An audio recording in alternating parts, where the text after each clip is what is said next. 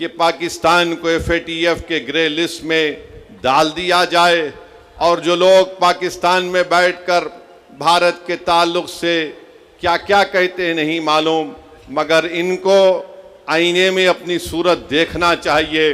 तुम कौन सा मिसाइल टेस्ट करते टेस्ट कर लो, याद रखो, मगर भारत तुम्हारे से ताकतवर है और हमेशा रहेगा इंशाअल्लाह ताला। और हम इस सरजमीन में खड़े होकर पाकिस्तान के वो ISI के आसिम मुनीर को कहना चाहेंगे जो अपनी तकरीर में एक बकवास अनाप शनाप बातें बके हैं। हम आसिम मुनीर को कहना चाहेंगे कि सन 47 में हमने फ़ैसला ले लिया कि हम भारत को छोड़कर नहीं जाएंगे। हमने जिना के पैगाम को ठुकराया। भारत ही हमारी सरजमीन थी, भारत ही हमारी सरजमीन है और इंशाअल्लाह भारत ही हमारी सरजमीन रहेगा। और हम वो लोग जो आज पाकिस्तान में बैठकर बकवास बक रहे हैं, हम उनसे कहना चाहेंगे कि तुम इस्लाम को जानते नहीं हो, तुम इस्लाम की तालीमात से महरूम हो, तुम कुरान के उस इनकलाबी पैगाम को भुला दिए, तुमने रसूलुल्लाह सल्लल्लाहु अलैहि वसल्लम की सुन्नत को भुला दिए। आज पाकिस्तान में बैठकर लोग इस तरह की अनाप शनाप बकवास बकते हैं। पाकिस्तान एक फेल्ड नेशन है और याद रखिए ये ताकतें कभी भी भारत को सुकून से रहने नहीं देंगी। आज वक्त है कि हम इनको एक मौसर जवाब दें ताकि हमेशा के लिए ये दहशत गर्दी का ये जहर हमेशा के लिए ख़त्म होकर रह जाए। बांग्लादेश में भी कोई एक साहब अनाप शनाप बक रहे हैं कि नॉर्थ ईस्ट में ऐसा कर देंगे। मैं उनसे भी कहूँगा कि भाई साहब जो मुल्क आपको मिला है वो हमारी वजह से मिला है, अपने मुल्क में आराम से रहो। याद रखो जब भारत पर अगर कोई उंगली उठाता है तो हम अपने तमाम इख्तलाफात को भूलकर एक सीसा पिला हुई दीवार की तरह खड़े हो जाते हैं। तो हम इन तमाम लोगों से कहेंगे कि आज आपने बुरी नज़र से भारत की तरफ उठाकर देखा है। मुझे यकीन है कि जो मासूमों का कत्ल हुआ है उनका खून रायगा नहीं जाएगा। अज़ीज़ान मिल्लत, जो पहलगाम में जो हुआ है वो निहायत ही अफसोसनाक, दर्दनाक है और इंसानियत सोज है। हम तमाम ने इसकी मज़म्मत की। ये हमारे मुल्क की सालिमियत का मसला है। कोई भी हमारे भारत की सरजमीन पर आकर बाहर से किसी भी इस मुल्क में बसने वाले लोगों की जान को नहीं ले सकता है। और हम देख रहे हैं कि पिछले बरसों से पाकिस्तान से दहशतगर्द हमारे वतन अजीज़ में आकर मासूम लोगों की जानें लेते हैं। मेरे अजीज़ दोस्तों और बुज़ुर्गों, ये ऐसा मसला है कि हम मौजूदा हुकूमत के साथ खड़े हैं और हम उम्मीद करते हैं कि भारत के वज़ीर आज़म जो पाकिस्तान से दहशतगर्द आए और जिन्होंने यहाँ पर आकर हमारे 26 लोगों का कत्ल किया, नरेंद्र मोदी इन जालिमों के ख़िलाफ़ एक्शन लेंगे और जिन्होंने अपनी जानों को खोया है उन परिवार के लोगों से वो इंसाफ करेंगे। हम उम्मीद करते हैं कि एक ठोस इक़दाम किया जाएगा ताकि पाकिस्तान दोबारा भारत में किसी भी एक भारत के नागरिक को मारने की कोशिश नहीं करेगा। हम इस मामले में पूरी तरीक़े से जो हुकूमत इक़दाम या फ़ैसला करेगी हम उसकी तायीद करते हैं।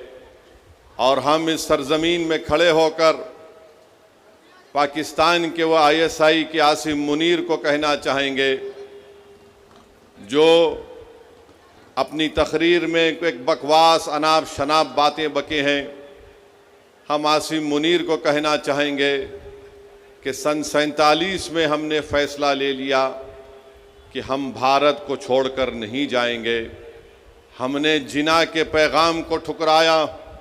भारत ही हमारी सरजमीन थी, भारत ही हमारी सरजमीन है और इंशाअल्लाह भारत ही हमारी सरजमीन रहेगा। और हम वो लोग जो आज पाकिस्तान में बैठकर बकवास बक रहे हैं, हम उनसे कहना चाहेंगे कि तुम इस्लाम को जानते नहीं हो, तुम इस्लाम की तालीमात से महरूम हो, तुम कुरान के उस इनकलाबी पैगाम को भुला दिए, तुमने रसूलुल्लाह सल्लल्लाहु अलैहि वसल्लम की सुन्नत को भुला दिए। तुम ऐसे मुल्क में बैठकर जहाँ पर अंदरूनी तौर पर किसी को महाजिर कहा जाता है, किसी को पठान के नाम से पुकारा जाता है, तुम्हारे मुल्क में इतनी गरीबी है कि गरीबी की वजह से लोग आज वहाँ पर परेशान हैं। अफ़गानिस्तान से तुम्हारा झगड़ा, ईरान की बॉर्डर पर तुम्हारा झगड़ा है। आज पाकिस्तान में बैठकर लोग इस तरह की अनाप शनाप बकवास बकते हैं। पाकिस्तान एक फेल्ड नेशन है और याद रखिए ये ताकतें कभी भी भारत को सुकून से रहने नहीं देंगी। आज वक्त है कि हम इनको एक मौसर जवाब दें ताकि हमेशा के लिए ये दहशत गर्दी का ये जहर हमेशा के लिए ख़त्म होकर रह जाए। बांग्लादेश में भी कोई एक साहब अनाप शनाप बक रहे हैं कि नॉर्थ ईस्ट में ऐसा कर देंगे। मैं उनसे भी कहूँगा कि भाई साहब, जो मुल्क आपको मिला है वो हमारी वजह से मिला है, अपने मुल्क में आराम से रहो। याद रखो, जब भारत पर अगर कोई उंगली उठाता है तो हम अपने तमाम इख्तलाफात को भूलकर एक सीसा पिला हुई दीवार की तरह खड़े हो जाते हैं। तो हम इन तमाम लोगों से कहेंगे कि आज आपने बुरी नज़र से भारत की तरफ उठाकर देखा है। मुझे यकीन है कि जो मासूमों का कत्ल हुआ है उनका खून रायगा नहीं जाएगा। बल्कि मैं तायीद करता हूँ कि भारत सरकार ने यह फैसला लिया कि पाकिस्तान की कश्तियाँ और पाकिस्तान के प्लेन भारत के हुदूद में नहीं आएंगे। बल्कि हम ये भी कहेंगे कि पाकिस्तान को FATF के ग्रे लिस्ट में डाल दिया जाए और जो लोग पाकिस्तान में बैठकर भारत के ताल्लुक़ से क्या क्या कहते हैं नहीं मालूम, मगर इनको आईने में अपनी सूरत देखना चाहिए। तुम कौन सा मिसाइल टेस्ट करते टेस्ट कर लो, याद रखो, मगर भारत तुम्हारे से ताकतवर है और हमेशा रहेगा इंशाअल्लाह ताला। मेरे अजीज़ दोस्तों और बुज़ुर्गों, ये अर्ज़ करना ज़रूरी था क्योंकि अगर हम ये समझेंगे कि पहलगाम में उत्तर प्रदेश से या महाराष्ट्र से या बिहार से कोई आदमी गया और उसकी मौत हो गई तो हम खामोश बैठ जाएंगे। बल्कि मैं तो ये देख रहा हूँ कि पहलगाम का ये वाक़या भारत के हर गरीब को, हर दौलतमंद को, हर पढ़े लिखे को, हर किसान को झंझोड़ के रख दिया है। अब हम उम्मीद करते हैं कि हमारी हुकूमत एक मौसर इक़दाम उन पर करेगी, जैसा कि माजी में सर्जिकल स्ट्राइक और बालाकोट भी हुआ था। और जो बैनुल-अक़वामी मुल्कें भारत से कह रही हैं कि पाकिस्तान से बात कर लो, अरे फिर यूक्रेन और रशिया में क्या हुआ, तुमने क्या किया वहाँ पर?